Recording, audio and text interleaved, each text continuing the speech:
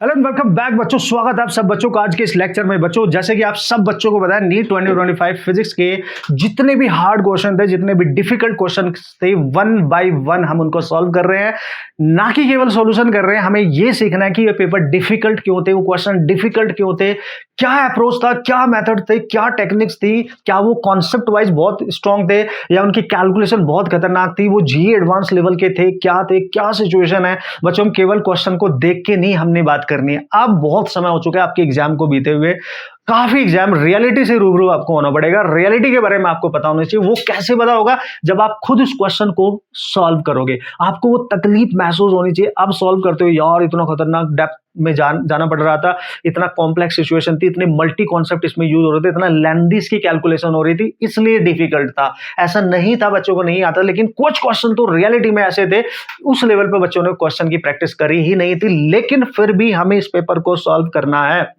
अगर आगे का आप मन बना रहे हो कि मैंने रिजल्ट का वेट करने के बाद, रिजल्ट आने के बाद मैंने अपनी तैयारी करनी है, तो ये रियलिटी, इन सारे क्वेश्चन को इंडिविजुअली आपको सॉल्व करना है। इस सीरीज में आफ्टर इसमें एक एक क्वेश्चन का सॉल्यूशन मैं आपको करके दूंगा, ना कि सॉल्यूशन।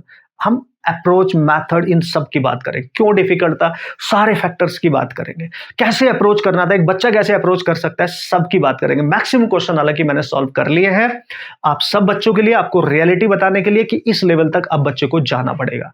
ठीक है, आज का जो क्वेश्चन है बच्चों हमारे पास, वो कैपेसिटर से रिलेटेड है। ये क्वेश्चन देख के बच्चे ने 100% अटेम्प्ट भी करा होगा, जो यहां तक पहुंच गया होगा, है ना। दो फैक्टर बहुत इंपॉर्टेंट थे। एक तो उनके पास समय ही बहुत कम बचा था, सारे क्वेश्चन अटेम्प्ट नहीं कर पाए। दूसरे, जिन बच्चों ने अच्छे से बैलेंस कर लिया होगा केमिस्ट्री और बायोलॉजी को, और वो फिजिक्स में एंटर कर गए होंगे, तो डिफिकल्ट क्वेश्चन को देख के डर गए, दो चार क्वेश्चन उनसे नहीं हुए तो वहीं पे स्टॉप कर गए। राइट, तो अगर वो करने भी लगे तो डर इतना बैठ गया उनके अंदर कि जो क्वेश्चन आने थे वो भी नहीं हुए, क्योंकि लेंदी सॉल्यूशन हो रहा था। कुछ क्वेश्चन तो बहुत कॉन्सेप्चुअली स्ट्रांग थे, डिफिकल्ट थे, सब कुछ थे।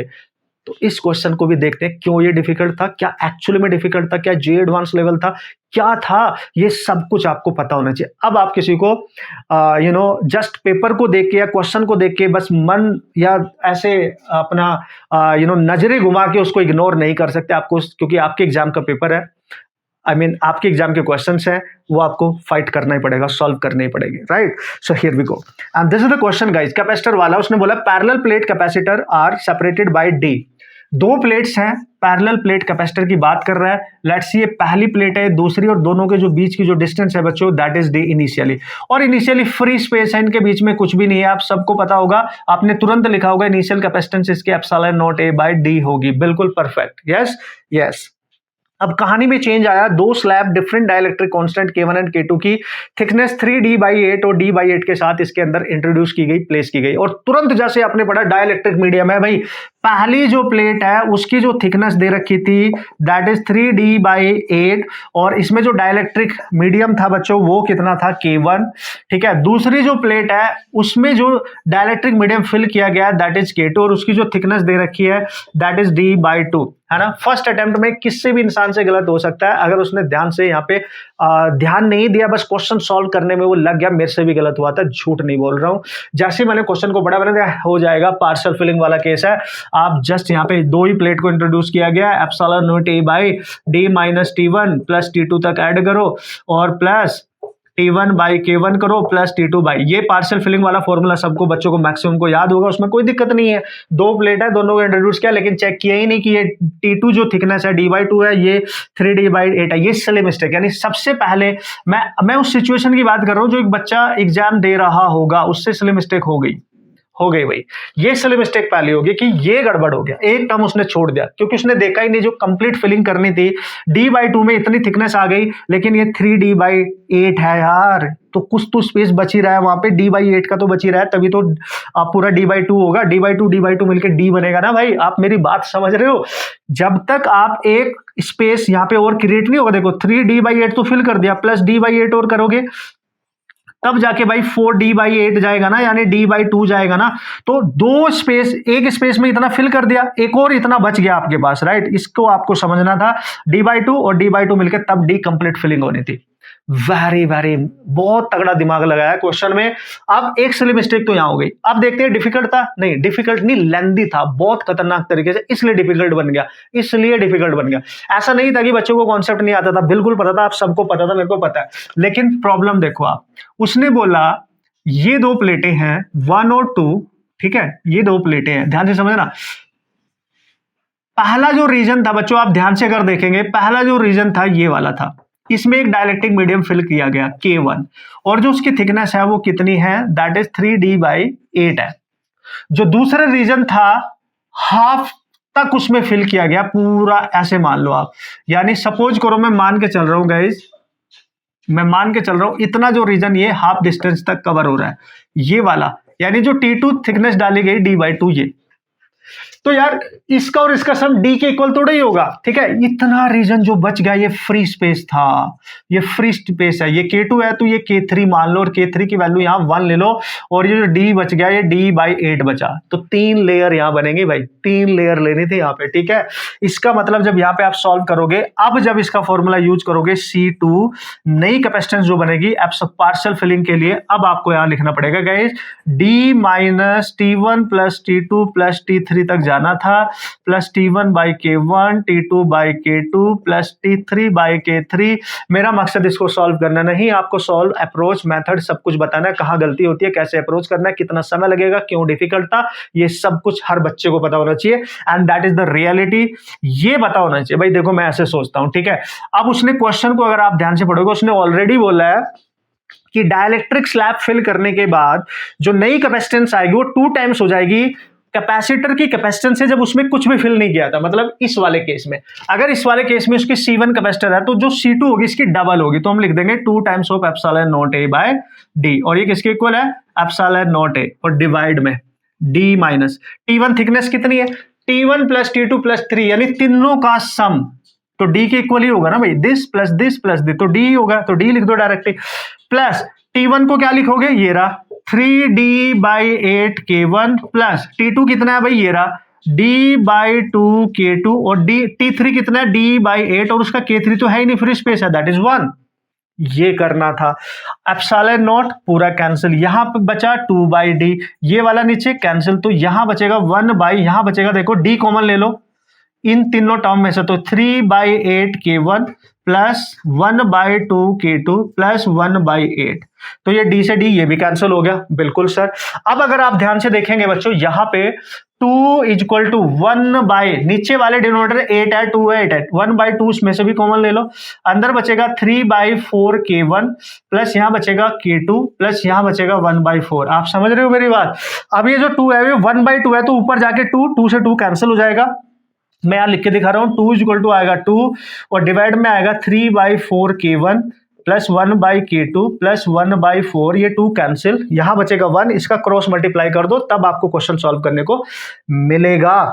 यानी जब इसको आप क्रॉस मल्टीप्लाई करोगे 3/4 K1 प्लस 1/K2, ठीक है, ये बचेगा, है ना, इसको यहां 1 बचेगा तो 1 में मल्टीप्लाई करोगे तो 1 प्लस 1/4 = भी 1, इसको इधर लेके जाओ, आप देख सकते हैं यहाँ पे 3/, यानी 3/4 K1 प्लस 1/K2, और बच्चों 1 - 1/4 यानी 3/4 बचेगा।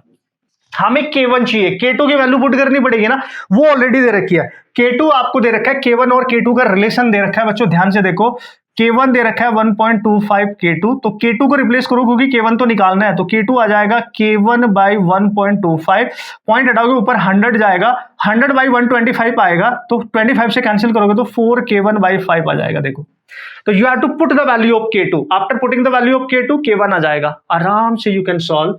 कैसे सॉल्व करना है, यहीं पे देख लो, यहीं पे देख लो, 3/4 K1 प्लस 1/ K2 की वैल्यू आई 4 K1, यानी 5 ऊपर जाएगा और 4 K1 नीचे आएगा, और यहां पे 3/4 बच रहा है, तो देख लो बच्चों 1/K1 आप कॉमन ले लो, ठीक है, 1/K1 आप कॉमन लेंगे तो क्या बचेगा, 1/K1, तो यहां बचेगा आपके पास 3/4 प्लस 5/4 और इक्वल टू आ गया यहाँ पे 3/4। अगर आप ध्यान से देखेंगे 1/k1 तो 4 एलसीएम यानी 8/4 एंड दिस इज 3/4, ये कैंसिल।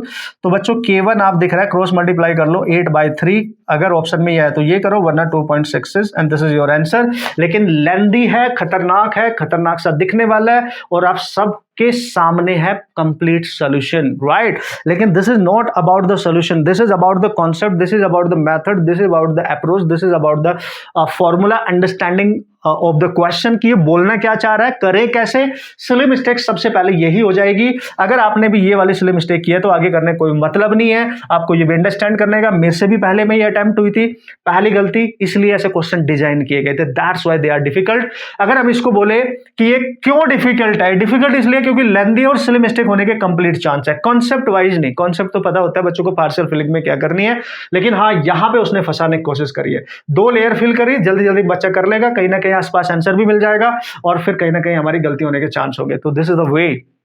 ये यार जब तक ये क्वेश्चन करोगे नहीं ना आप खुद से, मैं लिटरली बोल रहा हूं, हर इंसान की बातें आप सुनते रहो, कोई फर्क नहीं पड़ेगा, सब डिफिकल्ट डिफिकल्ट डिफिकल्ट। भाई क्यों डिफिकल्ट है पहले वो जान लो, उसको सोल्यूशन तैयार कर लो और आगे के लिए तैयार हो जाओ। ये माइंडसेट डेवलप करो, ये बहुत जरूरी है बच्चों, दिस इज द रियलिटी। आपको खुद अपने क्वेश्चन सॉल्व करने हैं, बायो, केमिस्ट्री, फिजिक्स, जब तक रिजल्ट नहीं आ जाता तब तक करो, तब तक प्रैक्टिस करते रहो, रियलिटी को जानो, बहुत जरूरी है guys. If you are thinking कि आपने आगे, अगर आपका स्कोर अच्छा नहीं होता है लेकिन आपने डॉक्टर बनना है, आपने पूरी तैयारी करनी है, तो फिर ये डिसीजन आपको लेना पड़ेगा, it's your self decision guys, ठीक है। हम लोग आपको, मेरा तो मेन मुद्दा ही होता है न्यूमेरिकल सॉल्व करना आना चाहिए। थ्योरी कॉन्सेप्ट कितने भी पढ़ लो, जब तक अप्लाई नहीं करोगे, क्वेश्चन नहीं करोगे, तब तक स्ट्रॉन्ग फीलिंग नहीं आएगी, कॉन्फिडेंस नहीं आएगा। मेरे यूट्यूब चैनल को पूरा खंगाल के देख लो, न्यूमेरिकल सबसे ज्यादा मिलेंगे और मैथड भी मिलेंगे, अलग अलग डिफरेंट टेक्निक्स, ट्रिक्स से लेके कॉन्सेप्ट से लेके सब कुछ मिलेगा, क्योंकि मुद्दा सारा न्यूमेरिकल सॉल्व करने का ही है ना। ये आज नहीं तो कल आपको समझना होगा, अब तो समझ भी गए होंगे। सीबीएसई क्लास 12 बहुत न्यूमेरिकल है, इवन नीट में बहुत न्यूमेरिकल है, जेई मेन में नेक्स्ट ईयर उनका भी टोटली चेंज हो जाएगा, जेई एडवांस में भी अच्छे लेवल के क्वेश्चन आ गए, तो वो तो हमेशा आते हैं। लेकिन मुद्दा था सारा यहाँ पे नीट का। नीट वाले देख लो आप, आपके एग्जाम में जो क्वेश्चन आए हैं ना, जेई एडवांस लेवल में ऐसे क्वेश्चन देखने को मिलते हैं जहाँ पे वो इतना घुमाता है, फंसाता है, कैलकुलेशन कराता है, कुछ भी कराता है, होता है, रियलिटी है। तुम्हारे एग्जाम में तुम्हारी गलती नहीं है। 2019 के बाद अभी तक जितने भी क्वेश्चन आए थे स्ट्रेट होते थे, डायरेक्ट होते थे। पढ़ो, फॉर्मूला अप्लाई करो, हो जाएगा। बच्चों को वैसी हैबिट थी, उनकी तैयारी भी वैसी ही थी, उनको लग रहा था वैसे ही फोड़ेंगे, वैसे ही करेंगे। लेकिन जब क्वेश्चन कॉम्प्लेक्स आ गए, लेंथी कैलकुलेशन आ गई, क्वेश्चन की लैंग्वेज बहुत घुमा फिरा के आ गई, तो भाई हो गया। अब ये हमारे हाथ में नहीं है, उनके हाथ में है, तो वो कुछ भी कर सकते हैं। इसलिए हमें हर कंडीशन में तैयार होना है। आपको आईआईटी जेईई के पीवाईक्यूज भी करने हैं, सिंगल ऑप्शन करेक्ट वाले, बहुत जरूरी है, बहुत जरूरी है गाइस। मैं आपकी हेल्प करता रहूंगा फिजिक्स में, इसमें कोई शक नहीं है। नेक्स्ट लेक्चर में मिलूंगा आपको नेक्स्ट क्वेश्चन के साथ, बेहतरीन तरीके से उसको भी देखेंगे। हर अप्रोच को सॉल्यूशन तो करेंगे ही करेंगे, method, approach, concept, difficulty, whatever complex situation क्या थी, सब कुछ ब्रेक डाउन करेंगे, जिससे आपको रियलिटी पता चले, आपको कॉन्फिडेंस बढ़े और आप मेंटली तैयार रहें इन सिचुएशन से फाइट करने के लिए। ओके बच्चों, सीखते रहे, अपना ख्याल रखें and take care, all the best.